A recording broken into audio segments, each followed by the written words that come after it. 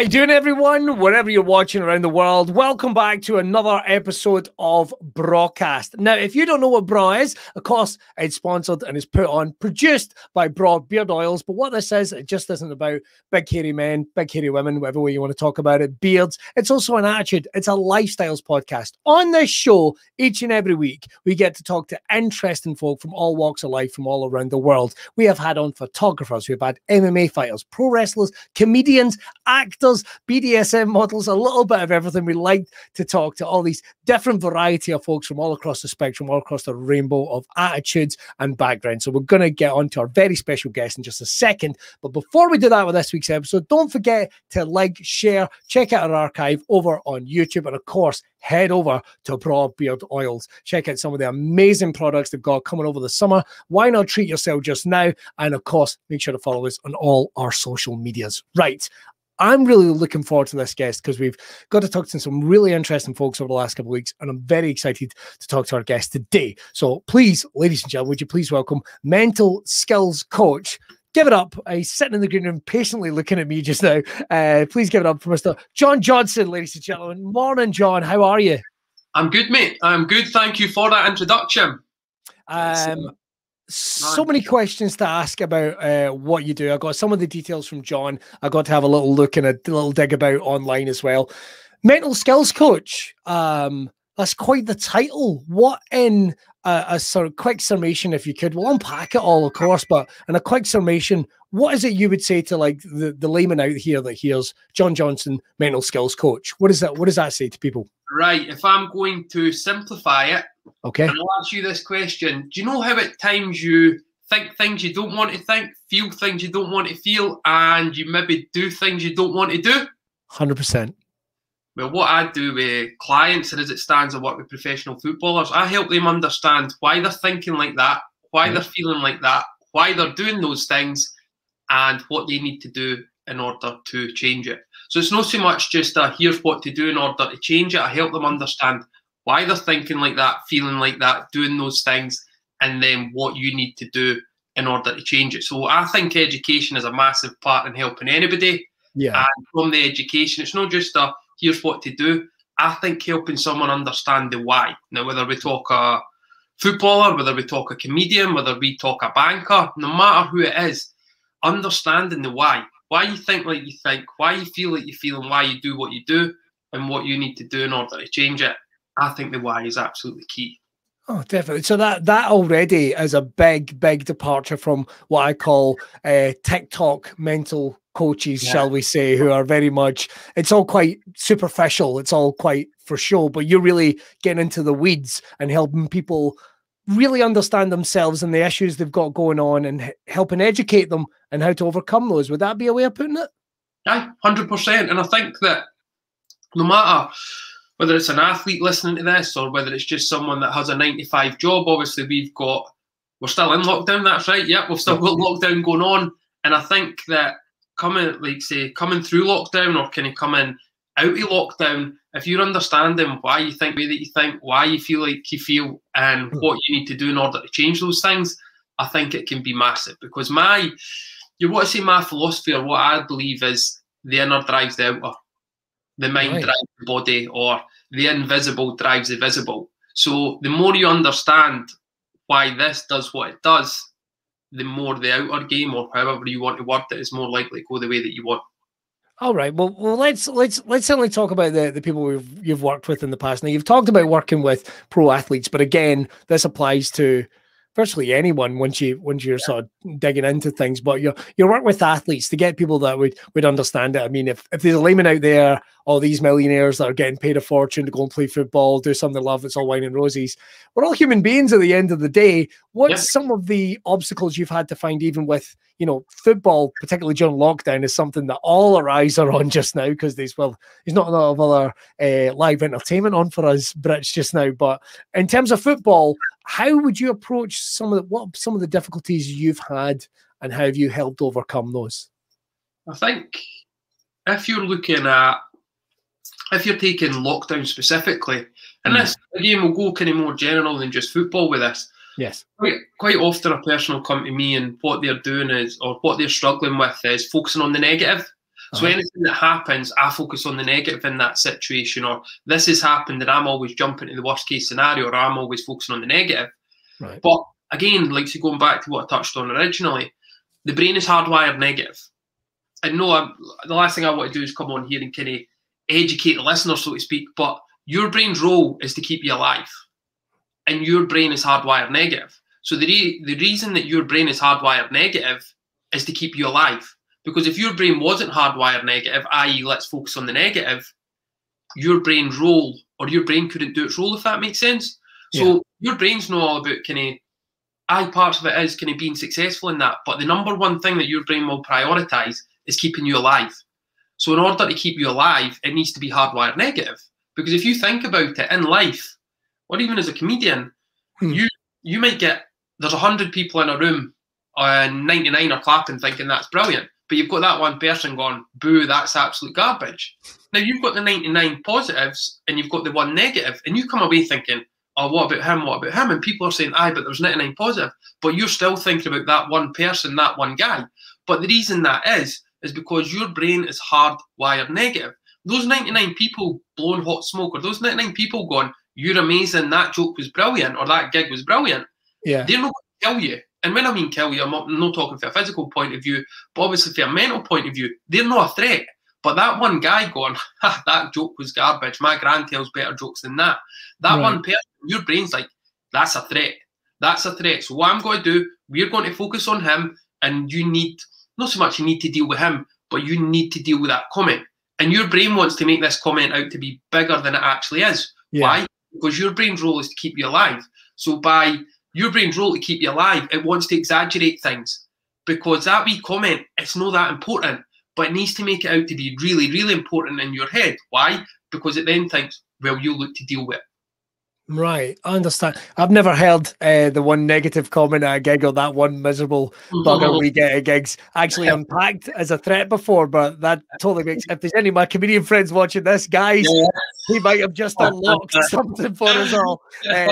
Because it's totally what we do. Like, it's the most ridiculous thing. I've had the stand in Glasgow rocking. There's been that one guy, it's miserable. What's his problem? What's his problem? Oh my goodness. Right. Okay. I didn't quite expect to go on that journey with that, but that's amazing. But what you're certainly saying in terms of we're working with different people, and you've applied it to lots of different things. I've got to ask, do you have people coming to you with these problems because they recognize difficulty within themselves, or how exactly do you go about making that connection to work with people? Because we, like you say, we are all hardwired negative, and it's that survival instinct. How do you make the contact with people when they need to identify that they have a problem? Well, through business, I'll be honest, like everything I've done in business, it's just been, I hate the word grind, but it's been an effort. And the way like I connect with footballers is basically through Instagram, through direct message. So ask, or basically I can come away with, do you work on your inner game? Or is it something that you've worked on previously? And the amount of, not just footballers, but the amount of people in the world, if you think about it, again, obviously I've given the answer on this, but every footballer that comes to me, one of the first questions I'll ask is, do you know the role of this? Do you know what this does? Do you know why it's there? And the answer is no. So we've got, I'd say, the most powerful thing in our lives. It drives absolutely everything, and we've no idea what it's actually there for. Yeah. Which for me makes absolutely no sense. But once you start kind of understanding what is this here for, it starts to make sense. But the people that work with myself, it probably comes through, there's two ends of it. Number one, you could have a player that just, or someone that just wants to tick every box. Right. I want to try give myself the chance of being the most successful in my field.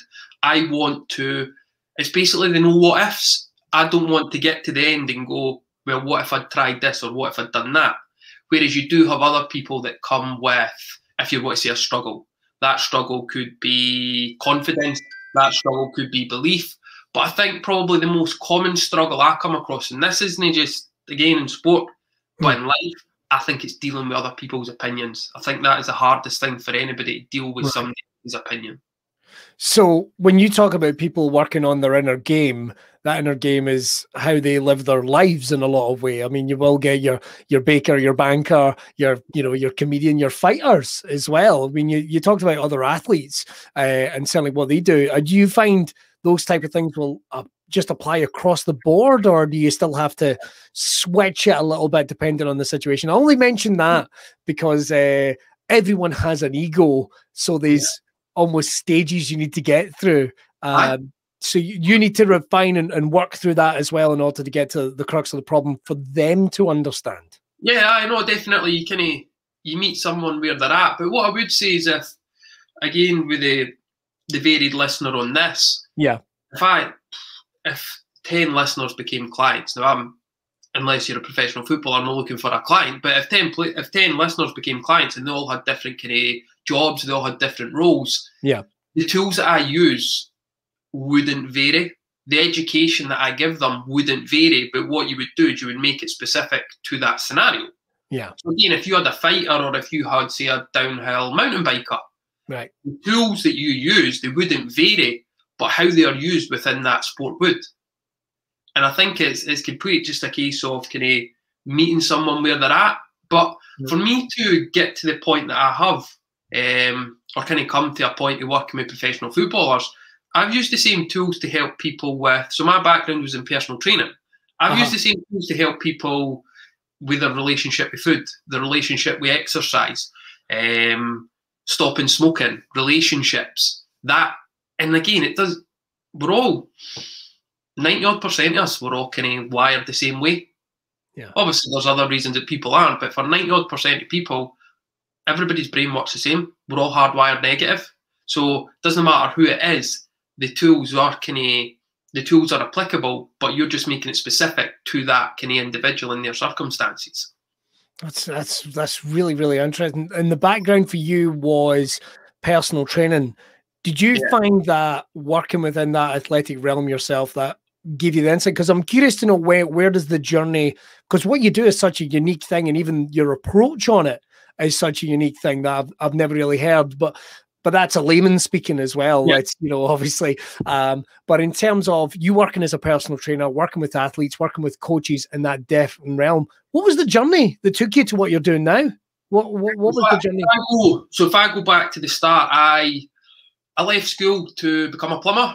And I was one of them that I wasn't old enough to leave at the end of 4th year, so I had to stay on in 5th. Right. But I done something stupid just before my hires, or just before my last exams. I decided I was going to leave. So when you decide you're leaving school, but you're going to sit the exams, you're probably not applying yourself to the extent that you should. Right. So I left school and I became a plumber. So I'd done plumbing for 9 years. Right. But I got to a point of that, and it was like, I didn't mind plumbing, but I'm thinking, this is not what I want to do.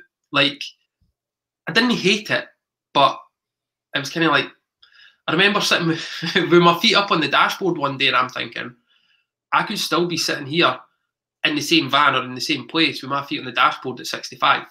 Now, I worked at the local council, and that's not saying the feet on the dashboard was because I was working with the local council, but I'm like, I could still be here in 65. Granted, the van will change, I'll have a newer van, but the feet will probably still be on the dashboard. So what I'd done is I saved up all my half days. Like, I'm like, you know what? I was always into my training, I was always into the gym and that. I thought, how can I kind of do more? And I was going through, to be fair, I was going through kind of struggles, and nothing serious or that, but I was just going through the usual sort of early 20s stuff in life. Right, how can I be better? And something that I've always found very helpful is when I'm struggling, who else can I help? How can I help someone else? I've always found that as a really good way in order to kind of pick myself up. So I saved up all my half days, and I went to Manchester to become qualified as a personal trainer. Okay. Now I grew up in the same village as, what is he, the Braw God? John? Of course, yeah. I grew up in the same village as JJ, so right. They done the course in Edinburgh, but again at that time I loved a drink, I loved all that kind of stuff, and it was just kind of, I'm wanting this to change my life. If I go to Edinburgh, what's going to happen? You're at college at the weekend, or you go to do the course at the weekend, and then you're out every night. So half days, saved them all up, and I went down to Manchester. Now, jumping on a bus at 12 o'clock in the afternoon in Edinburgh, I think the Manchester bus was like 7-8 hours. So I used to do that every weekend, and then I would come back and I would get picked up by my dad at 2 o'clock in the morning. this was on a Monday morning, then I would go back plumbing at 8. So through that, I eventually become qualified as a personal trainer, and then I set up my own personal training business. And for 2 or 3 years, I was basically, I'd get up at 5, study. I'd reverse the car, because I'm still staying at my mum and dad's at this point. I'd reverse the car out the garage. I'd put the AstroTurf down. I would work with clients. I'd get the plumbing gear on. I'd go plumbing. Then I'd come home at night, rinse and repeat that for a good couple of years. And then it got to the point, I'm one of them, jump off the cliff, then learn how to fly. So I woke up one morning, I'm like, I'm going to resign. So I had the business going on at the side, drove along, and they're like, right. So I write out my letter, and the boss at the time's like, what I'm going to do is put this in the top drawer, because he's like, if you change them, I'm like, put in any drawer you want, I'm not changing my mind. I says, I feel like I'm in a goldfish bowl here and I'm on the outside looking in. I says, I don't want to be on the inside looking out. But he's like, no. I says, do what you want, mate. I says, 100%. Because the workplace I was in, loads of folk were talking about leaving, but I think across a 10-year period, you could count on one hand the amount that actually followed through it. Got you. So, handed it in. An hour later, they're like, you're going to have to come back and redo this. I'm like, how? You've not got your name on it. You've not got the date on it. Blah. And I says, right. So I went in, resigned for a second time. I worked my notice, and then I just went full time with the personal training business. Right. And personal training business, as I said there, I was working at my mum and dad's garage. See, it was a car, and then it was the training. But what started to happen was more and more people would come to me for a diet plan and a training plan. Right. And I was like, have you had one of these before? They're like, I've had 8 or 9. I'm like, but what's got to make mine any different? Because let's be honest, again, if there are people here on a fitness journey or a weight loss journey, for the vast majority of people know what they need to do to lose weight. They need to move more, eat better, that if we're making it so basic. So I'm like, we've had 8 or 9, what's going to make my plan any different? So it's got to be a calorie deficit like everybody else's. And then I was at this point, I'm like, I've got a struggle here because I don't know the answer to this. So what I done, I went away, I got better educated on food, I got better educated on training, came back, applied things. My clients got the same, they still got results, but then there was the rebound, and I'm like, what is the real issue? Because I couldn't get any more educated on nutrition or training. Yeah. There was still that it would go for so long, and there wasn't really a transformation. So I was searching and searching and searching, and then that's when I came across neuroscience. And it was basically, again, for the majority of people on a fitness journey, they don't have a training problem, they don't have a food problem, they have a problem with their cell. And that's what led me off on that journey, neuroscience. That's incredible. That's so within, even with the interest again to neuroscience, already you're hearing on that journey, and I'm sure you've more than recognized that as you kept identifying faults or negatives that were within what you were doing. Yep. But putting a positive spin on it. Mm-hmm. Like you say, you've got clients coming along, and this is nothing against any PTs watching. We've had PTs on the shows before, and I know everyone takes a unique stance against it. But you were going, why isn't mine's going to be working in the same way? Why are people going to see 8 or 9 different people and, jumping around gyms and trying the fad diets? What's the problem with these people? What can I do to make that better? And that's what's taking you to the science part of it. How exactly did you move on to that? Because I hear you saying about, obviously you left the plumbers. Obviously you went to become a personal trainer. What was that step? Because that sounds, that's quite a journey as it is on its own, getting into that type of science, going from, and I mean this with the greatest respect, plumber, PT, science, which, now we're talking about, deconstructing people's minds and helping with them. What was the jump for that then? What did mum and dad think? Are we going to have to build a university in the garage? What are we going to have to do in order to help John get to this next step? What happened? I'll be honest, I think anytime you go to, when you make a change or you make a drastic change, I think initially people look and go, what are you up to? What are you doing? And I'm not saying they don't support or that, but there is going. But by this point, I had done the plumbing, or I was doing the plumbing, the personal training. Then when I started to go towards the more coaching, neuroscience based, by that point, everybody just, you do what you want. I'd done that many things that were again, like to be personal trainer or training myself. Like I'd be sitting there, you'd be eating maybe steak at breakfast, you'd be eating mince at dinner or that, or at lunch and all that kind of thing. And whether it was just simple things with my training, whether it was simple things through my nutrition and that, there had been that many eyebrows raised with people close to me. It just got to the point of, you're going to do it anyway, so just kind of crack on. So they were massively supportive. And I think that, so from that kind of the neuroscience-based stuff, the more coaching-based, what became pretty clear is you build up a following, or you build up a kind of a client base or that, and they're wanting the training, they're wanting the nutrition, but that's not necessarily what they're needing. Yeah. And I'll be honest, I think that even now in the kind of in that space, 100% there's kind of space for PTs, there's space for coaches, all that kind of stuff. 100%. I think it's a web. I think they're all interlinked. But I think the majority of people with their struggles, I think it is around the mental side. But what's the point?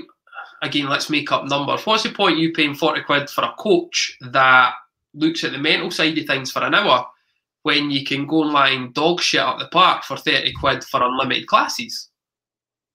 And again, I'm not saying one's right or one's wrong, but people look at that and then they're like, I'll just get the unlimited classes, the unlimited diet plans at 30 quid, because why do I want to pay somebody 40 quid for an hour or whatever it might be? But what you tend to find is a lot of, if it's just training, if it's just kind of diet, if you're not looking at the mental side, quite often you get weight loss, great results, rebound. Weight loss, great results, rebound. Why? Because they're not addressing what the real issue actually is. And that real issue for people, sometimes it could, basically the issue is threat on the brain, stress. So is that coming through a relationship? Is that coming through something at work? Is that something coming through maybe a family member's passed away?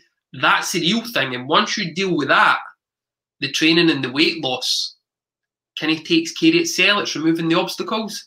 But what I slowly but surely, what I started to do was kind of come away from that, come away from the fitness side of things, because it would be I think it would be a hard task, and without doubt there's people out there doing it, but the amount of work I would have to do to, I don't know if you'd say transform in what I was doing, like say with regards to the fitness and marrying that, I thought, am I want to do that work? And I looked at it, probably not. I'd built up an audience that were looking for something else. So what I'd done is basically I went away, and before you know it, you're working with people that are looking for help with stopping smoking, people that are looking for help with relationships, people that are looking for help with whether it's a business issue or whatnot with regards to the mental side. And honestly, anybody that wanted to work with me at that point, I just worked with anybody. And you're just kind of, and again, it's the same tools.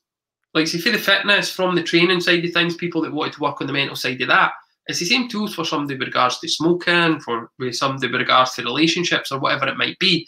And slowly but surely, I kind of transitioned that way. And I then went off to Thailand for like a self-development and business course. Yes. And then when I came back, that was the point of, I've always been a football nut. I've always been football daft. And when I came back, that was the point of, right, let's go in with the football. And see all the stuff that I talk to athletes about now with regards to struggling with confidence and with regards to playing with more freedom, it's all the stuff I wish I had at 14 and 15 on the football park. Yeah. And whether it's somebody playing, like say, I've got clients that have represented their country, playing in front of 60,000 people, or it was me playing in front of one man and their dog. Yeah. The tools didn't change. Maybe the off-field stuff does, with regards to contracts, with regards to managers, with regards to career choices, but the actual on the park, the fact I couldn't control and take a pass, whether that's in front of 60,000 people or 6 people, it's the same tools. It's incredible. It's the reason I find that so incredible as well is we've taken a journey over like the last 20 years or shall we say. I don't know what your thoughts is on this, but certainly there was a period maybe for our dad's generation or our granddad's generation, people didn't work on themselves and they didn't kind of deconstruct issues. It wasn't encouraged. It just wasn't something that kind of made it to Europe, probably more than anything. And if you heard about someone was going to take a journey and look into themselves, you expected it to be someone in sandals and a hemp shirt, going around India. But in the last, particularly I would say in the last 10 years, there has been a lot more talk of people addressing, particularly in, from performance and things like, you know, music and football, and like you say, it's all interconnected when you look at it. How did you find that, particularly? Because I'm looking at the stereotype of would you say your clients are male or female? Is a little mix of both? Would that be fair to say? It has been a mix, but with the football, out with the odd kind of group session, 100% male. 100% male, 100% male.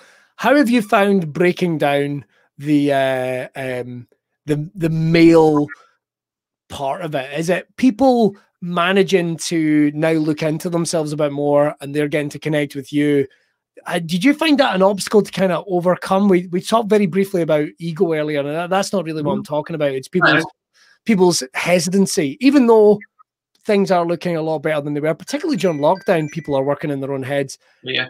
Did you find that difficult to sort of overcome, or were people really energized by the opportunity to do that? I think again, to answer that, I'll pick the journey back up, like say, when I decided, right, let's go to football. And I was always into leadership. I'd done a lot of studying on leadership, and my idea at first was to work with a manager. So the manager would take my ideas and kind of drum them into players. Got you. And then it became pretty clear that a manager wouldn't take me on, because in football, you might get 6 weeks as a manager, you might get 6 months. So why someone got to take my ideas and put them through kind of their players? So I'm like, right. And when I decided to transition into football, at that point, I had zero professional football contacts. I had no contacts in the game. Right. So I was chipping away on social media. And what I'd done, I believed I had a message, like, say, the inner game drives the outer game, or it's football and life is played between the ears. I had a message, but at that point, I never had results. I just had this idea. So I'm like, how am I going to break into professional football when I've not got results? I've not got results to prove I can do what I'm saying. So what I'd done must be for a year and a half. I used to just chuck a TV in the back of the car, and then I would go around all the local sports clubs, football clubs, to all the kids, and I would just go and present for free to the kids, going, here we go, whether it was parents, whether it was kids, whether it was coaches. And I've, not just through, like, say, working with kids at grassroots levels, I remember standing at the local rugby club before the first game doing the team talk. I've not got a clue of rugby. I watch a bit of rugby, I've not got a clue of the rules, and the manager's like, do you want to do the team talk? Now, at this point, if somebody says to me now, do you want to do a team talk at the rugby? I'd be like, nah, no thanks. But at that point, not a problem. I went along and done it. I says, I'll meet you there. He's like, no, I'm at my work. I'll not be there. I says, right. So I'll speak to the assistant manager. He'll be there. Nah, he's on holiday. There'll be a coach there, though. So I'm standing, not got a clue of the rules, giving this talk to the local rugby team. I remember driving through to Livingston. Again, not getting paid for it, but it was to a girls under 13 rhythmic gymnastic group. There's still a picture of me, honestly, just 13-year-old girls, rhythmic gymnastics. I'm speaking to them about the kind of power of the mind, and I was like, just get the word out to absolutely anybody, and let's try to get a bite. And whilst I was doing that, I was reaching out to footballers on social media. Yeah. It must have been 600-800 messages that I put out before the first player says, I'll work with you. Right. And it was just, so again, don't know if any of the view, this is the point it got to, or this is kind of how far I'd go. Some of the listeners, they might be familiar with a guy called Neil Lennon. So Neil Lennon he was Hibs manager, and Hibs is a local club to me, but they always bring a team down to a town called Trinent before the season starts and goes, right, obviously I think they're trying to raise funds for them. So I remember Neil Lennon going into this game, and I'm like, I'm going to introduce myself here. But he was in, and then he was on the sidelines and he was shouting. I thought, I'm not going to bother him. So I'd parked in Asda, and when I went back to my car at Asda, I seen his assistant coming out to Asda after the game. I'm like, well, if his assistant's come out, Neil Lennon must have come out. Or Neil Lennon must be in Asda. So I'd planned to jump in the car, but I'm like, I'm away to buy a sweet, or I'm away to buy a bag of chips. Right? I'm looking round Asda for Neil Lennon. Cannot find them. Come out. And then there's this, I think it was a Range Rover reversing. I'm just away. Bang, bang, bang, bang, bang. Right on the window. And you can see. Now, Neil Lennon obviously been manager at Celtic, playing with Celtic for years. somebody knocking on his window, quite often it's probably no looking to introduce themselves and say, but you could see his face, and he went, to be fair, he wound down the window, he gave me 5 minutes of his time, and he was absolutely brand new. Right. And I'd sent him a letter. I'd sent a letter up to the training ground, and he's like, "Oh, I've got your letter." And he said, "I'm going to reply to it." I think his reply is still in the post. But right, okay. Again, I'd speak to anybody, I'd rap the window, and it must have been about 800 messages before the first player says, "I'll work with you." And the way, like, it was just off, if you're familiar with the City Bypass in Edinburgh, or anybody is, Dreghorn Starbucks. It was a guy called John Johnstone, and I just done a podcast on that yesterday. I'd done an episode yesterday, so right. The date was round about the 14th of July 2017. Okay. At that point, I just got he became my first professional footballer client that says, "I'll pay you." And no way. 3 months before that, I done a call with somebody, former professional footballer, who said, "No footballer will ever pay you for what you've got. Try cricket, try golf." And I was like, oh. So brought John on board, got John, and whilst working with John, to be fair, he went on, represented his country in that, and I could not have handpicked a better individual to be my first client. See, he's went on, represented his country. Yeah. And since then, you're talking 3.5 years. I took my first client on then, and last month there, or up till yesterday, I've got 21 active clients in a month. And don't get me wrong, there's been loads of clients that have come and gone through that period, but as it stands, like last month, consistently I had 21 clients. And you're saying, like, your original question was, how do you feel we can, not try to break down the sort of male side of things or that, but it's the education side of things. And that, like, I'll show up on social media most days, I put a podcast out every day, and it's raising awareness. And it's kind of, it's not so much, I do too much educating, but I need to be raising more awareness. And to be fair, when you do raise awareness, guys are like, that's why. Because I spoke to a guy yesterday who plays at a club down south, and he's struggling with a certain aspect of his game, and you talk to him about it, and then at the end of the call, he's like, it's no my technique that's the issue here. It's in our game. And I'm like, boom, got you. And I think the more I'm not what I say I'm unique. Like, I'll show up as me. I'll talk as me. Like, I'll turn up in shorts, I'll turn up in t-shirt, I'll just turn up as me. And again, I'm not a psychologist, I'll never class myself as a psychologist, and excuse me for the language here, or excuse the language, but I'll use terms like shit the bed, because these guys are just like me and you. Yeah. I say to you, like, say, and I use the term shit the bed, you're probably listening going, I know what you mean. Yeah. Confidence was drained, and they're the kind of term, I'm not using the terms of possession, but I just meet these guys where they're at. Whereas I could come away with the kind of all the big words and all the kind of terminology in that, but these guys aren't interested in that. All these people are interested in, can you make me perform better? Or can you make me feel better? And if the answer to that is yes, use any word you want, use any tool you want, I'm cool with that. And again, that goes for anybody listening to this. Yeah. So you're taking away any doubt they would have about what you do through education and how they can apply it to themselves. Clearly people are interested, but they don't know. Then you educate them and make it in a way that's digestible to them. Because even at that talking, I mean, I know I've spoke to various coaches and what have you over the years, but even terms like, it sounds silly, but shit the bed, it's like, that's a term I use myself. Yeah. You know exactly what you're doing wrong in that type of situation. But you start getting these clients from all over the country. Would it be fair to say all over the country? Well, probably. I've worked with lads in America, Holland, Italy, all over the world. And social media's played a massive part in that. Without social media, I'm not saying it wouldn't be possible, but it would certainly be a lot harder. But I know it's just kind of, it's grown for there, and it's been a lot of hard work up to this point. But coming out of lockdown there, last month was my most successful, whether that was with the podcast, whether that was with income, whether that's with the not just the size of the client base, but also it's my best group of clients. And what I mean by that is if I look at my list of clients, they're all hungry for it. Whereas initially when you're taking guys on, some of them's like, I'm going to work with you because he worked for you, or I'll get results because my mate got results. That's not how it works. Your mate got results because he put in the time, he put in the effort. Yeah, you just can't wave a magic wand, and it's a two-way thing. You're not there to just wait. You're looking for people to work with you as much as you are with them. It's a big part of the process. Yeah.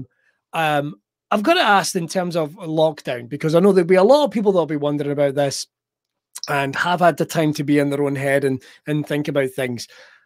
You've been doing this now for about 4 years, roughly. I think we're coming up. Is it about 3-4 years? Have you found the standard question right now, I think, with the unpredictable times we're in, have you found big changes in what you've had to do during lockdown, or are we really just looking at the same issues that were kind of pre-existing that people are looking to try and work through with you? I think what lockdown has brought for Pete is probably more uncertainty. Right. Again, depending, obviously. Again, it probably goes for all sectors, but some lads were back playing within weeks. Some lads it took months. Some lads aren't even back playing yet. So I think a massive thing is uncertainty. And again, the human brain does not like uncertainty, and that's probably the toughest. I think that's probably been the toughest thing for anybody, because I'm still speaking to people now who are waiting for governments to make announcements to go back, and when's the government making the announcement? It was meant to be last week, but I think it'll now be next week. So as your league continuing, or is your league no sure? Are you getting promoted if it's no continuing? No sure. So there's so much uncertainty. And if you think of that in life, be like you turning up for a gig. Everything round about, there has to be an element of uncertainty. How many people are going to be there? Who's got to speak to you? Or who's got to shout at you? Who's got to heckle you? Will the people that are introducing you, will they do? But if you think of what can you be certain of in life, it's you. And that goes for anything. Like, say, lockdown has brought so much uncertainty. Lockdown has brought, it's been so tough for so many people. But the only thing that you can really control during lockdown is yourself. Or the biggest thing you've got influence over in lockdown is yourself. And whether that's us waiting for the government to make an announcement, whether that is the government's made an announcement that doesn't fit our life, we're not happy with, the only real thing that we can control is us. Right. If you're looking for certainty in life, the only thing that we can really be certain of is us and what we do. And I think the more you understand who you are and what you do, the more certain you're going to be. And there has to be, government, will they make an announcement, will they not?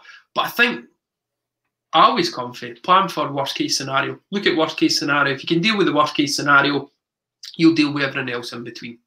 Yeah. That's quite funny, because in terms of when I work with young comedians or new comedians, I'll always try and focus on the positives for them, even though I might not take my own advice. But exactly what you're saying, like, for example, if I ask, what's the biggest fear you've got? They're not what's the worst thing that can happen? They're not laughing. No, the worst thing is they could all start a fire, start chucking things at the stage, decide collectively you're the worst thing that's ever happened and put you in a wicker phallus. That's the worst thing that's going to happen. But that's not going to happen because you've got good jokes and you're going to go on stage and make people laugh. And it's kind of finding those positives within yourself. But like you say, you're helping people understand that they can depend on themselves and they are their biggest asset, and helping them look at the issues that they might have so they can look after themselves and then perform to the maximum. Would that be a way of putting it? Yeah, no, I can completely agree with that. I think you kind of nailed it. You're your biggest asset in life. Yeah. This probably sounds like some sort of Instagram post or that, but people upgrade phones, people upgrade their cars, people upgrade their razor, people upgrade so many things. But ultimately, what we forget to upgrade at times is ourselves. And going back to like, say, lockdown last March, I can remember driving along the road and I was listening to the radio, it was Talk Sport. Now, Talk Sport's obviously quite a big sports station in Britain. I think it might actually be worldwide. And I remember at the time they announced that the English leagues were stopping. And I'm driving along the road and I'm like, oh. And I probably did let out a wee smile, and I was like, oh, fuck. I'm like, because I'm someone who has a business in that sector. That sector is closing. So I'm driving along the road like, this is not great. A wee bit of panic going on. And then later that day, driving along the road, the Scottish Leagues got cancelled. And at that point, I'm like, whoa, this is really not good. So for half a day, I must say there was a panic, because I'm telling myself, no footballer will need to work on their inner game during lockdown if they are not playing. Yeah. We left it half a day, as I say, wasn't feeling great. We left it for half a day, and then I woke up. What I'm telling myself here, is it actually true that no footballer will need to work on their inner game during lockdown if they're not playing? And then I was like, nah. If a footballer ever needed to work on their inner game, it was during lockdown. Whether they were playing or not, to get through lockdown, or how we've got through lockdown up to this point, it's been all mental. It's not been physical, because the inner drives the outer. So I had went for telling myself something that wasn't true, which left me in a state of, now very rarely do I go up or down, but there was a bit of panic.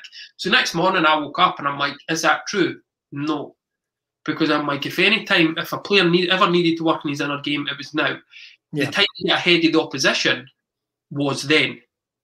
So I'm like, right, what I'd call it a narrative. And again, I think if you go back to March, there'd been social media videos on this. I decided to run with the narrative that in struggle there is opportunity. So basically what I was saying there, in struggle, lockdown was got to be a struggle. The struggle was got to find us, whether it was social distancing, whether it was not being able to see family or whatnot. In struggle there was opportunity. I think that the struggle was always got to find me. The struggle was always got to find us. It was up to us to go and find the opportunity. So that was last March. In April, I started writing a book. Through lockdown, the book got published. Through lockdown, I started doing a podcast every day. And then just March there, or yesterday, I done my most successful month ever with the business. But again, there was struggle in that. Yeah. I also believed there was opportunity. I thought that I seen in lockdown a lot of people just downing tools, as in, we're on a jolly here, we're on a holiday. And I'm one, everybody's downing tools, I'll pick them up. I'm like, this is, again, know what sounds crude or whatnot, but when you've got the foot on somebody's throat, press it. I thought last March was the time to press it. Wasn't it to take it off? That was the time to press it. Everybody was taking the foot off, I was putting the foot on the throat.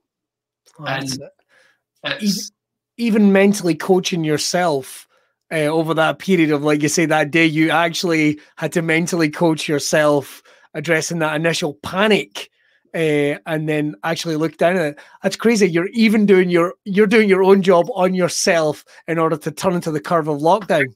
Well, that's something that I pride myself on. There's no point. I'm saying there's no point, but for me to come on and say to viewers, try this, try that, do this, do that, if I'm not doing it myself, again, with my values, that doesn't sit right with me. Like, say, for me to go away and do this, away and do that, now I'm not saying I have to be super successful at applying them to myself, but if I'm asking someone to do something that I've never attempted myself, that doesn't add up to me. And again, I hope I come across as transparent, I hope I come across as honest, and it's that honesty, it's that transparency that's got me to where I am. I'm not that far down the road, but it's got me to where I am.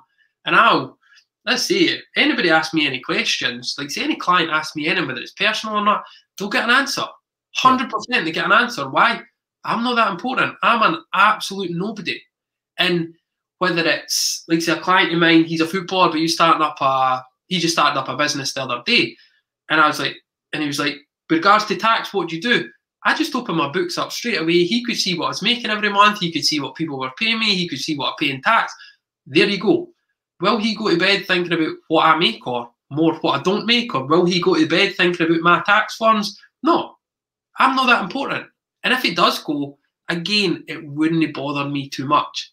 So I need to, or I feel I have a duty to apply the tools that I am given to my clients. Have I ever played professional football? No. But that's what I'm saying, going back to it, whether it's a banker, whether it's a baker, a candlestick maker, or a footballer, or a coach, or comedian, the tools are the same, but it's just the application or what you're applying to them that changes. It's incredible. Now, I know you are very active on social media. You want to help get the message of what you're doing out there. You mentioned the daily podcast. I know you've done TV and I know you've done radio. In terms of the daily podcast, just as a little snapshot, and I'm aware I'm taking up time, but I'm so interested in it. In terms of doing the daily podcast and what have you, and getting yourself out there, which is important with any business, but it's getting it the right balance. I mean, how have you found doing that in terms of just educating people on what you want to do? Because you want footballers and you want athletes, of course, getting in touch by everyone. Was that important to you to start going, well, I want to get things out in social? Because again, this is a relatively new thing. 10 years ago, nobody was doing podcasts as part of their business and getting their ideals out. Nobody was doing social media videos, but you've been very proactive for that. Was that something, well, first of all, we'll get back to where people can find you and what have you in just a second, but was that important for you to get out there, or was it part of your learning process in terms of... Let's say starting a business or being self-employed. Yeah. For the majority of people, it's no easy. Don't get me wrong. There will be people that knock it a home run very early doors. Yeah. But I think what we're touching upon, or what you said earlier, I think, again, I'm terrible with dates, but you must be looking at about 4 years. I think it's about 4 years. Yeah. And I'm still not quite where I need to be with it. Right. But what I can see is across those 4 years, growing ever so slightly. And I spoke about no what ifs earlier. If my business, like say football mindset, if it doesn't work, I am completely cool with that. If I give it my best. Like say if I give it my best and my best isn't good enough, and there's loads of things that I give my best to and it's not good enough, I don't lose sleep over that. But if football mindset didn't work and I look and I'm like, I could have done more, that's where it wouldn't sit very right with me. So we've got a tool, and I'll be honest, I'm not a... People might, if they look at my social media, they might think, nah, that's not right, he's lying. But I'm not a massive fan of social media. If I never had a business, I'd probably be gone off social media. Right there with you. Right there with you. The only reason I'm on social media is because I've got a business. The only reason I show parts of my life on social media is because I've got a business. So I'm not a massive fan of social media, but nearly everybody in the world is on it. So if I've got a business, it wouldn't make sense not to be on it.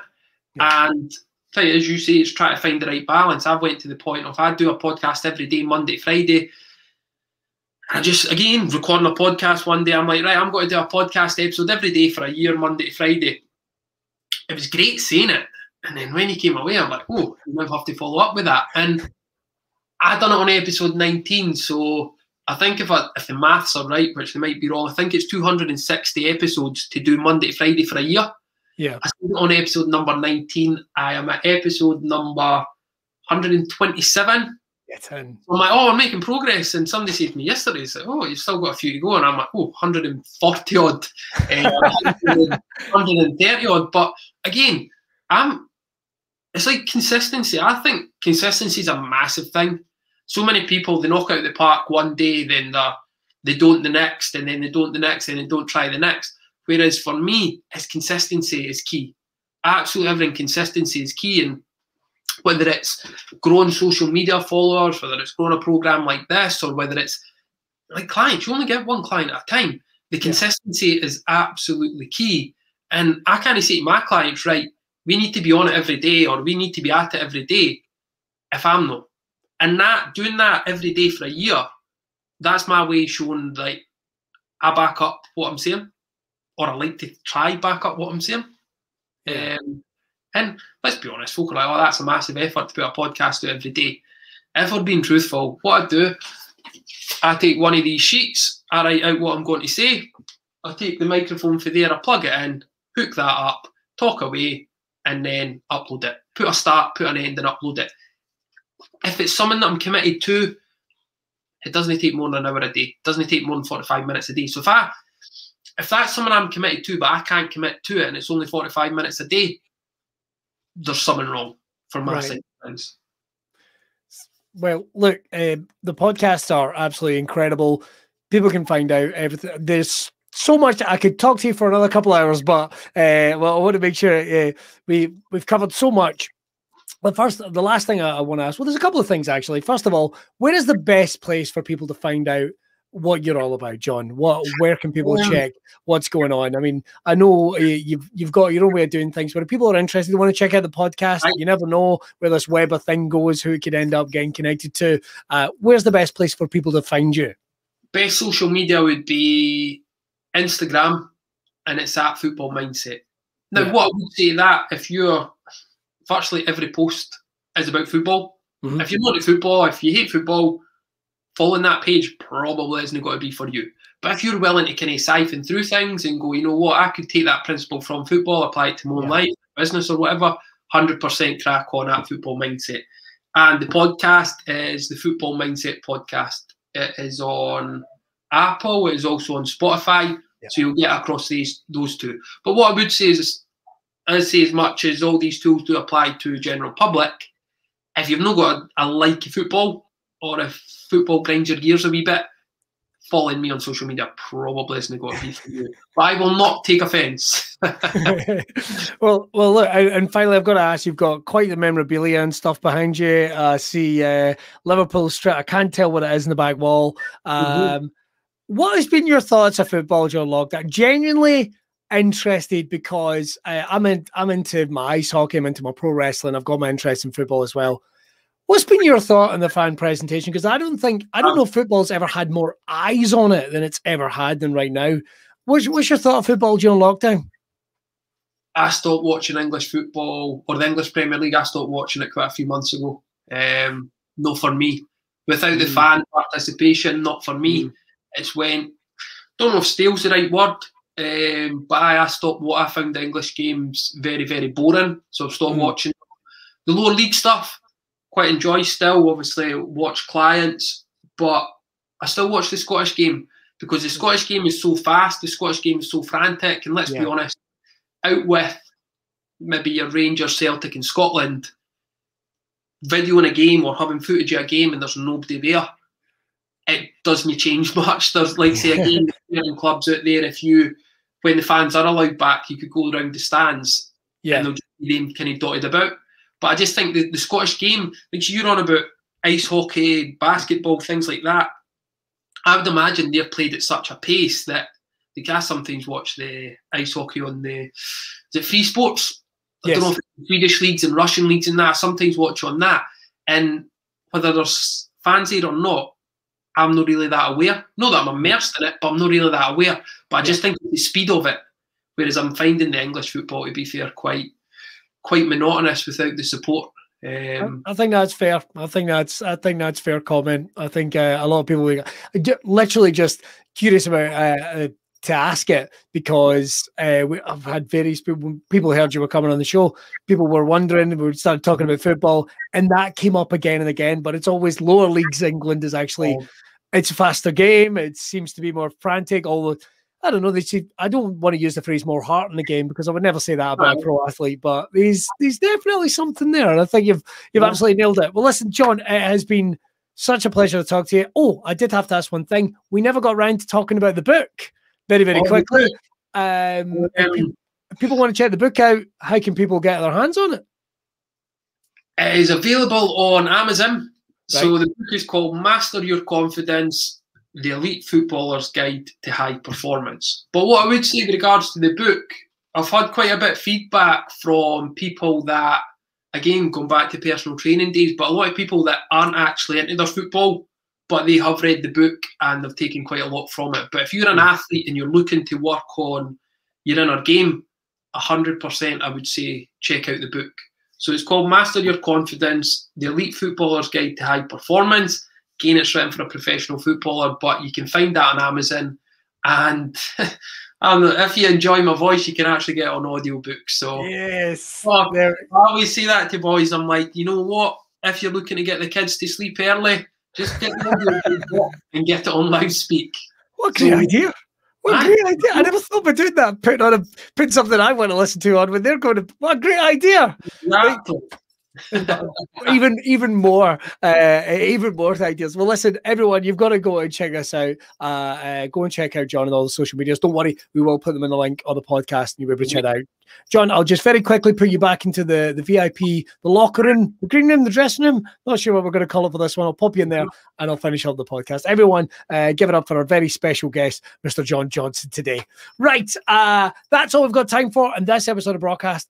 Really interesting one. We're going to put all John's socials and what have you below us. I think there's a lot to unpack there for us all, but we are going to be back next week with another brilliant guest. Just very quickly, and we have to get this out of the way, this is actually Braw Cast during lockdown's first birthday. We have done this for an entire year in lockdown, each and every week. We really appreciate you joining in each and every week. We want to bring you more and more interesting guests. Like I say, we've got guys from the world of pro wrestling. We might even have some Hollywood stars coming on and stuff. So we've got some really interesting things. Once again, thank you for joining in every week. And don't forget to go and check out John and everything he's doing over at Brawbeards. They're the reason we're here. They're the reason you guys are watching. Make sure to go and buy the products. It's the best stuff on the planet for what we're looking for. It's merch, apparel, it's beard creams. He doesn't do beard creams, beard oils, waxes, everything you might need. Go over and check that out. He has put in such an effort through lockdown, and I'm delighted he's had me doing it as well. So it really has been